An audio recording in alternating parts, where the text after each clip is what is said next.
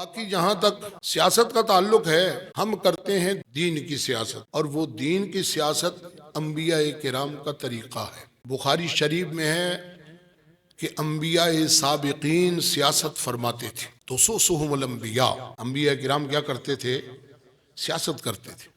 اور سیاست کا معنی علماء سیاست نے یہ بیان کیا ہے کہ وہ کام کرنا جس سے قوم کی بھلائی ہو، اور آج کل سیاست کیا ہے؟ وہ کام کرنا جس سے اپنی جیب بھرے۔ تو سیاست کے نظریے میں فرق آ گیا۔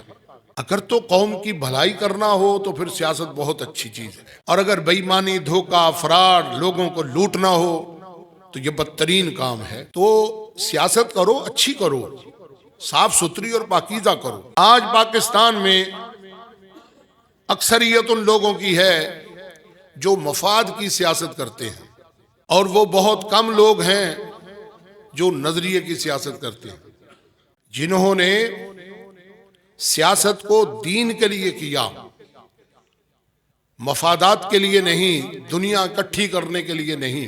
تو اگر ایسے لوگ ہوں تو جو اچھی سیاست کرنے والے ہیں ان کا ضرور ساتھ دینا چاہیے۔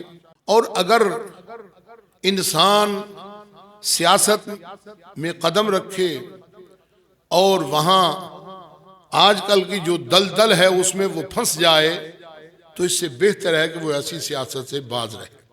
تو اللہ تعالی ہمیں دینی، ملی، قومی مفادات کو سمجھنے کی اور پھر ان کی حمایت کی توفیق عطا فرمائے۔